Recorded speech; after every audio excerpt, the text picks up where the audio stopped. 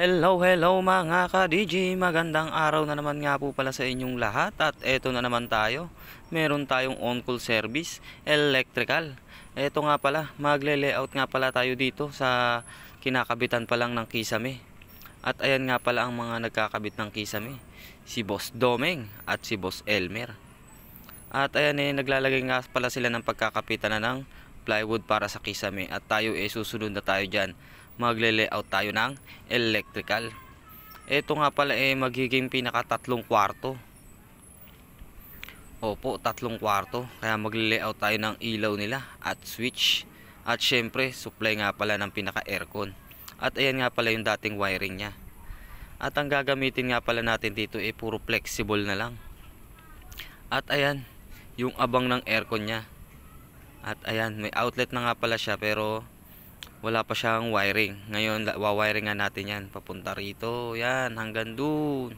Ipi-flexible na nga lang pala natin yan. At yan, may isang kwarto. Dito isang kwarto. At dito may isang kwarto pa. Kaya lalagyan din natin ng isang ilaw. Tapos, abangan na rin natin ang mga para sa switch nila.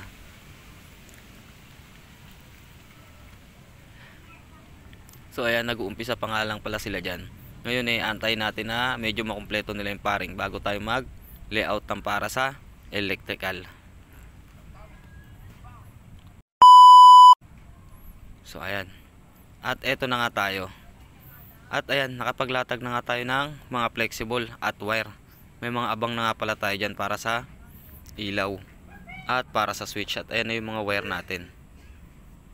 Ayan, nakalatag na yung wire natin. At may box tayo dyan na ilalagay papunta dito kasi magkakaroon siya ng panel dyan na 4 branches. At ayun yung black box natin. Puro splicing na lang yan. Kasi ready na yan. Magtatakip na sila ng kisame. At ayan, nawiringan na natin yung papunta sa may aircon.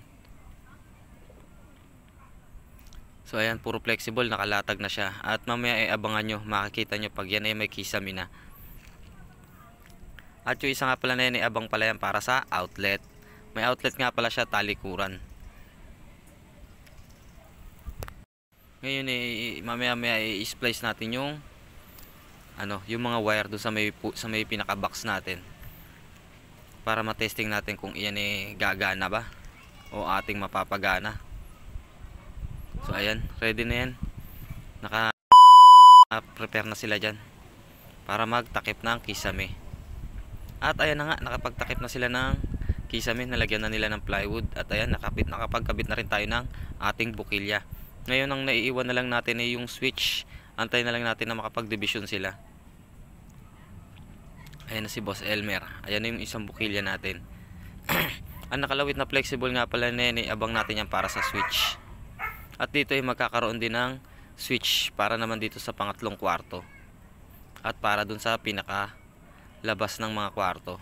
Ayan, abang natin yan para sa switch. Ito, itong isang flexible na nakalawit. At yung isang flexible na nakalawit abang na natin yan para sa outlet. Antayin na lang natin yung pinaka-division nila. Para yan may layout na natin yung box niyan. At makapagkabit tayo ng switch. Ayan nga pala si Asyong Salonga. Si Asyong.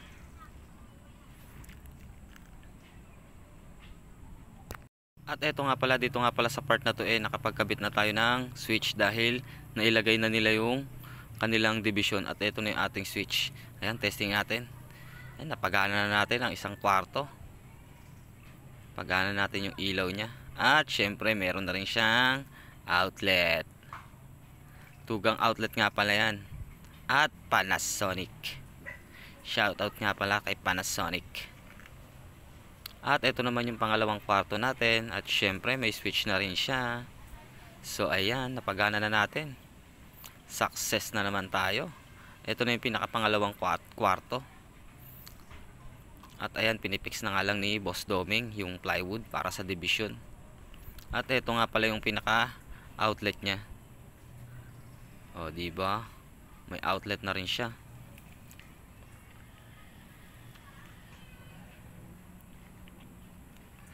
So ito nga pala yung pinaka magiging pangatlong kwarto. At ang switch nga pala nito, ayan yung pangatlong kwarto. Ang switch nga pala niyan is nandito. Ito, nasa ilalim nga pala ang switch niyan. Yan ang gusto ng may-ari, itago ang switch. At kasama nga pala ang sa switch tong ilaw na to, kaya tugang siya yung nasa labas. So ayan, katapos na naman tayo sa maghapong gawain. At eto, maraming